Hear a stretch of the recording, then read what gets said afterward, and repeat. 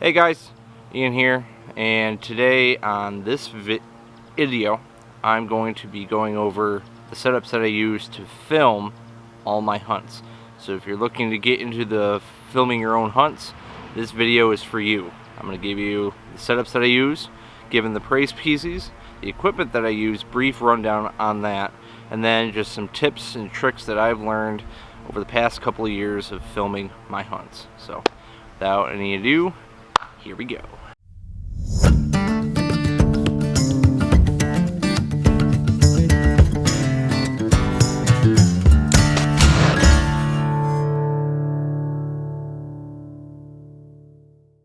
Alright, so first things first, let's talk about gear in terms of cameras that I use. So the first one that I'm going to use is the Canon Vixia HF G20. I actually got this camera off eHouse, or our knife guru. It's a camera that he had for a while when he was starting up his Gun Gamers channel, and he no longer used that, so we bought it off him, and it takes full 1080p, so that's like full 1920 by 1080, not some other weird dimension within that. The battery life on that camera, I have two batteries for that. Each battery can last about 4 hours, so that's like plenty enough to last through an entire sit, or depending on how much you use it or not use it, it can last an entire day of hunting.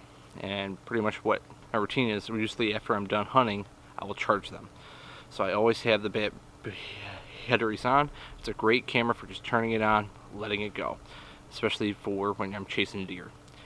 Now the next camera that I use, I bought actually in the middle of like the fall season, kind of towards the end, and that's the GoPro Hero 7 Silver Edition.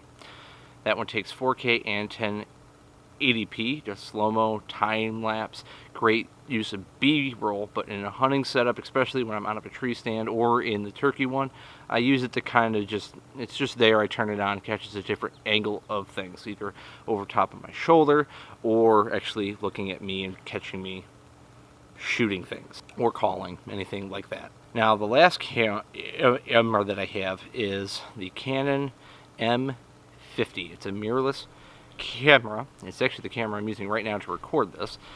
It's great, shoots 4K at 24 frames a second. The autofocus on 4K isn't very good, so if you have manual and you're able to look down and actually spend some time to get some B-roll, that's where the 4K comes in handy. It's awesome. So some of the sequences that you see of like deer running through fields, or just like sunset filming up on plants and stuff like that, that's where I use the 4K and use the B-roll. Then it also takes full 1080p, where the autofocus works better at 60, 30, 24, and then there's a super slow-mo, whatever, kind of 720p one that I don't play around with that. And with the M50, I get two lenses. I have a 15 to 45 mil, which is the one I have on right now, and then I have a 55 to 200 mil. So I have two lenses, one for more like the interview like this, that can get decently close, but not super close, and that's where the 55 to 200 mil takes in and gets real close. But you have to go through and switch the lenses, which has me kind of have to figure out how to peg this camera and use it within me being hunting by myself and filming by myself. So there's a reason why I have this camera here, and I'll talk about how I use that in the coming bits. Now the last camera that I use, and everyone has this, or most people have this, so I use my phone. I use my phone actually quite a bit to do a lot of interviews, kind of like some quick kind of stuff, whether I didn't have the GoPro and I was hunting with Corey, I would have the camcorder trained on Corey, and I'm sitting here hand holding my phone trying to film a deer coming in at like 5 yards. So got to use the tools that you have. So I'm going to utilize my phone for those, kind of filling the gaps in between all these cameras and things. Now speaking of those, I'm going to dive in right now and start off with the setup that I use to hunt deer with. It's going to look a little different this year, just with an added third camera kind of coming into the mix. But I'm just going to talk about basic, proven, I've been able to film this and utilize this particular setup all last fall. So if you go back and watch the fall series, especially when I'm in a tree stand or a ladder stand, this is the setup that's going on. So, break it down. I have a basic muddy camera arm that I got. It's like 30, 40 bucks. Go on Amazon, you can find it there, or any kind of a basic tree arm. And on that I have the Vixia HFG20 camcorder that I use with the external mic. And basically this camcorder, because the battery life is so long, I can just turn this on and just kind of go about my business, because given deer hunting, especially in a tree stand, it's a lot of sitting and waiting, more so the waiting part than the actual action piece. Having a longer battery life camera allows me just to turn that on, and I can just be in the hunt, and then I just have to move it. And what's kind of nice about that versus like a turkey kind of setup, which I'll talk about when I go over my turkey set up, as we know, between hunting turkeys and hunting deer typically don't make vocalizations to let you know that they're around and interested in possibly coming in. Turkeys do that. So I'll go over a little bit why I use obviously a little different setup for that, but at least for deer I want something that can just run, which then leads to actually some pretty cool stuff like this scene that I got from this past fall.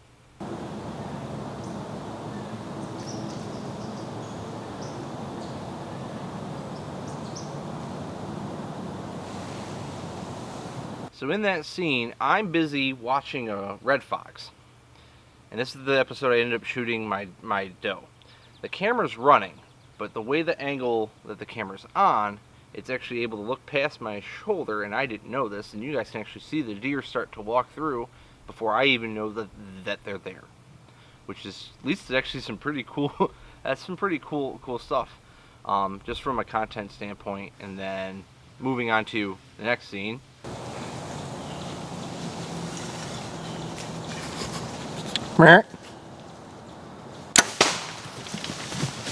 That comes from basically having this camera arm, the camera's already going, and the camcorder itself having that, not have to worry about focus and making sure the exposure's right, the lighting's right, everything else. It's just, I just press record and it goes. And then I can just move it, and if you notice that the maneuver arm is actually facing towards me, not behind the camera, that's by design. It's right here. This is literally, if I was in a tree stand right now, this is how these would be set up. So it's very easy for my right hand to just be here. Boom, I can kind of look, gauge where that camera is going to look at and point at, and then just leave it there, and I'm back inside the hunt. It's just very minimal movement. And that's what I like about having the basic tree arm organized this way, and having a camcorder with a long battery life. I can just press play, don't worry about it, kind of angle it, and then get back to the hunt. Now, as the deer season moved along, I added a second camera to my arsenal, and that's the one that's over here to my left, your right, which is the GoPro Hero 7, which basically I just have a clamp arm that mounts right on top of the bow hanger in my stand. It gives me another angle to capture a kill shot. If I don't move this, or I don't get this, this will catch that, as long as it's on, obviously. And at least by the time I do see it, this one I try to have on as much as possible, especially getting closer towards those hours in which I know deer move through that area. But if you get like the GoPro Hero 8 with rechargeable batteries, you can have that set up and have that going the entire time that you're out there in the woods as well. So, this, being on that mount, will give angles like this one.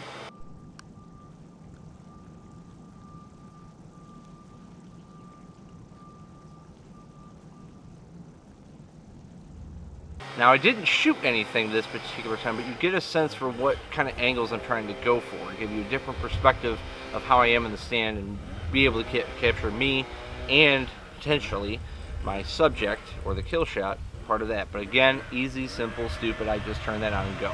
And what's nice is that GoPro has an app that you can put on your phone that actually syncs your phone to the camera, so as you're up there in the tree, if you want to be able to position it without having to take it off and get it right, or just kind of have faith, you can actually use this app and see what the GoPro sees and actually control it. You can turn it off, change the settings, press record, and actually maneuver it so you're actually getting the angle that you want.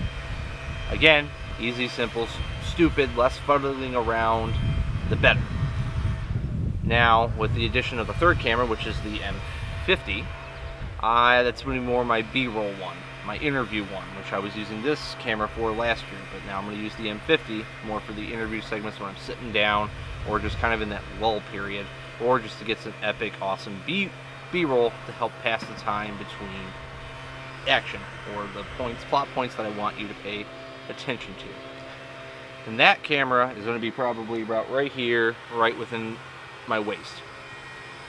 That'd be the only addition. But for those that just want to start out just to film your hunts, basic camera arm, camcorder of some kind, and you're good to go. If you want to spend and get the GoPro, also good to go.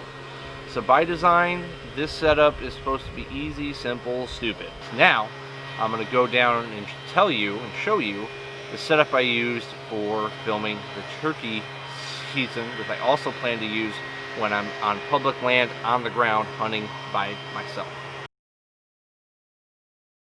Alright, so now we're going to talk about the setup I used to film chasing under or our turkey season this past year, and this is also going to be my setup, most part, for this upcoming deer season when I'm on public land on the ground and I'm the only one there. So, break it down really quick. I have a tripod. The tripod that I'm using is the Vortex Optics Pro GT tripod. It has a fluid pan head. This is also my glassing tripod as well, so the other tripod I may bring out with me is a Vortex Optics High Country tripod that doesn't have the actual knob here in the back that allows me to actually rotate it fluidly. It's more like I'm going to have to set it and go. So if I have to glass, that's the tripod I'm going to use to glass and do that. Then I have this other Vortex tripod that I can use with another pan head by Caver, but it's gigantic. I can also set up and use that on that tripod as well. And basically how this is designed, the main camera's up on top. So this is going to be what I see. We're representing what I see. And the GoPro is actually attached to the tripod here, facing back towards me. So that's way you can see me. I can basically just turn this on. It focuses on me, captures what I'm doing, and you can actually see what I'm doing. And when you're actually using this particular setup, what's cool is if you take this next clip from episode 3 of Chasing Thunder, the only difference is the camera on top is not the same. But check out this clip right here.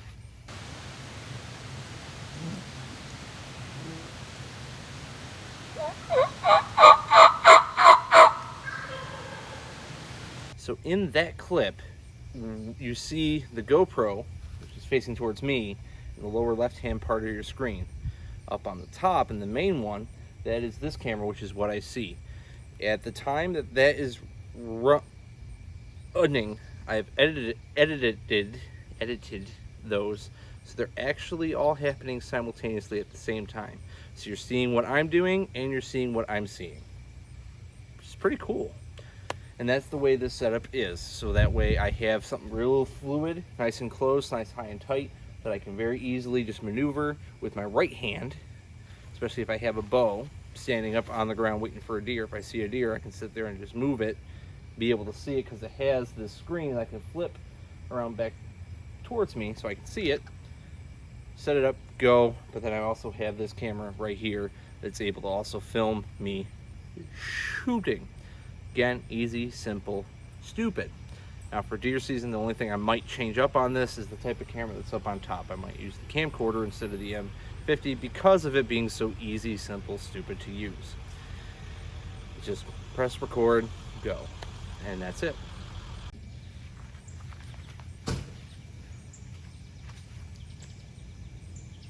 So those are both setups that I use both when I'm actually in a tree stand, ladder stand, something along those lines, and then also when I'm on the ground by myself.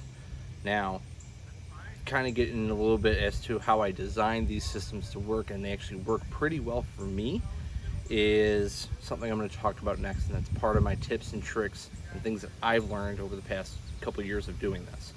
And that's going to give you a little insight as to either how you're going to design your setup. You can do the same thing as mine, or how it might be different than mine. But I'm going to go through and walk you through what are some things to think about and some tips and tricks to help you get started filming your hunts. So now I've gone over both setups that I use for chasing deer, turkey. I don't have one for waterfowl because I haven't tried to film a waterfowl hunt yet. And fishing content on here is a little hard because I'm still trying to find a way to record fishing content in a manner in which I can best tell the story to y'all while still being able to actually fish the way that I can be productive in. So that's kind of my segue into the first bit of advice that if you're thinking about trying to film your hunts, you're going to learn real quickly. First couple times you do it, you're going to be either a cameraman first, hunter second, or hunter first, cameraman.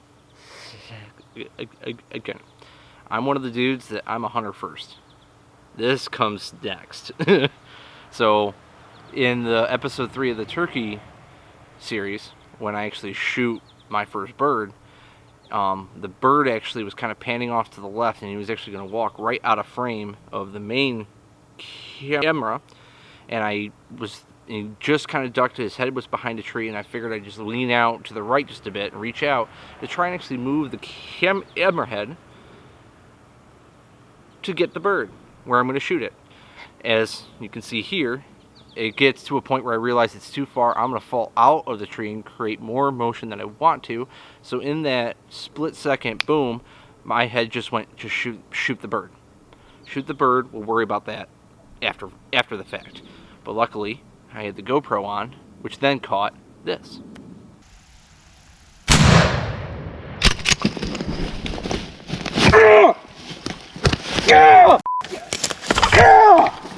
And that was important when retelling the story, because that was all the bottled up emotion of just, am I going to get this bird? I filmed the bird. I was checking off all these boxes on the list of things that I'm like, yes, I need to tell the story. This is going to be a great story. I can film the bird. He's gobbled a couple times in frame. I've shot him with the camera, and now he's in range where I can actually shoot him with a gun. And I'm worried about I'm not getting the kill shot, but I didn't worry about that because I'm just going to shoot the bird. I'm a hunter. I'm going to shoot the bird. I had the GoPro, part of that. And then finally when it's actually boom, he's flopping, and I see that he flops, that's just all that just raw emotion that just came right out of just like the buildup of like, am I going to shoot this bird, or is he going to walk right away and I'm never going to get a shot? I did, obviously. And that's what is really cool about when you develop your own sense of, when you know who you are and you understand how you are, making your equipment and telling your story as true to you. So, first thing, figure out, are you a hunter first or a cameraman first? That's going to tell you how you're going to kind of dictate a little bit as to how you are actually going to set up your filming setups, if you will.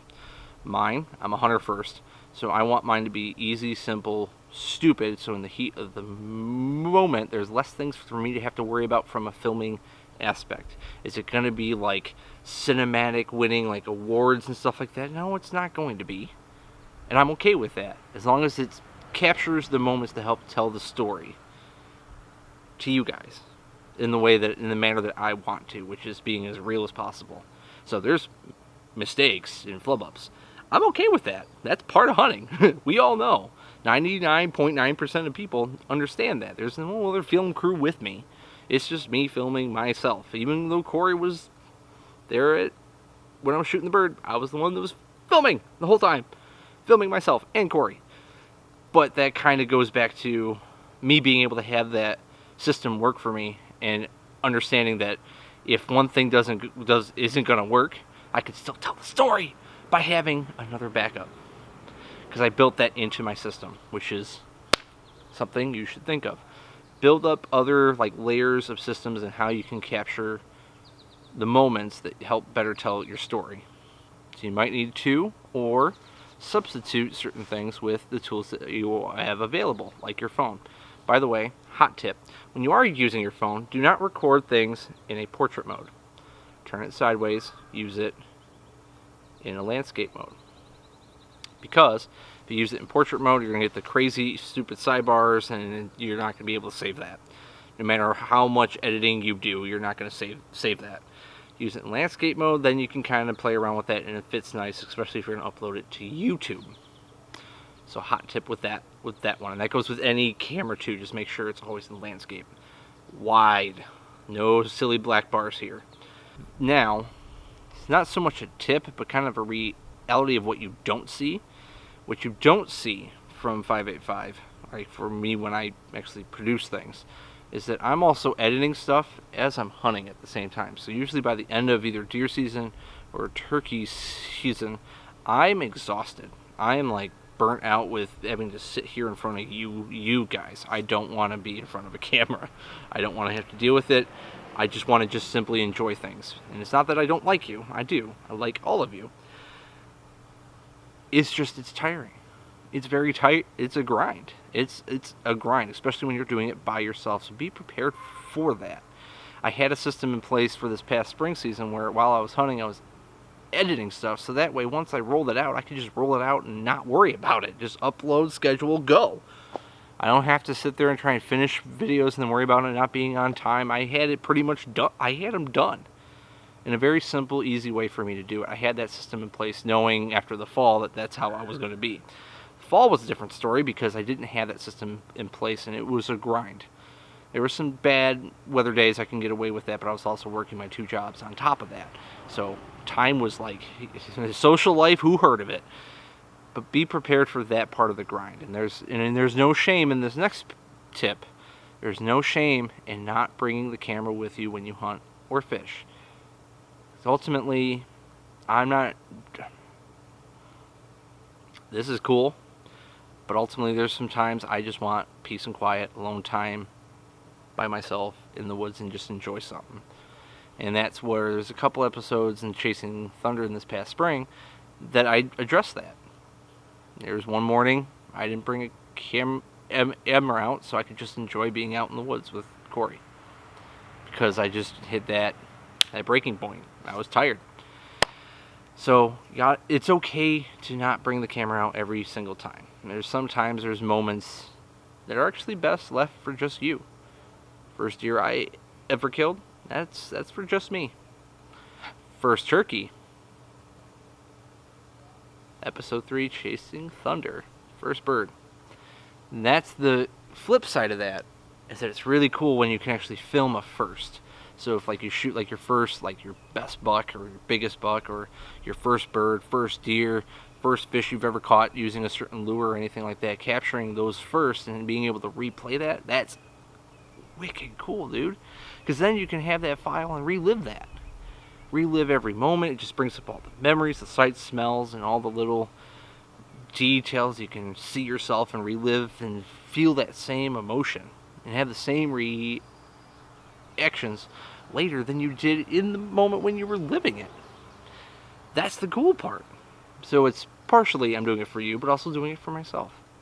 But I just want to be able to tell my story to you guys so that I can do things like this where I'm giving you my tips and trying to help other people see that you can do the things that you see on YouTube. You can, if I can do it, y'all can.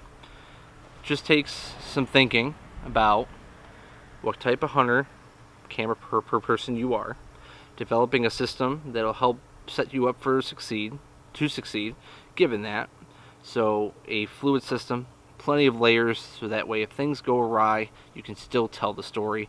3, it's going to be a grind. Be prepared for that.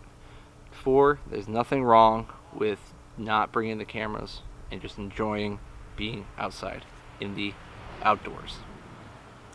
So I hope you guys found this video insightful, informative, helpful, gave you guys some brainstorms, little tips and tricks and things to think about if you're looking to start filming your own hunts.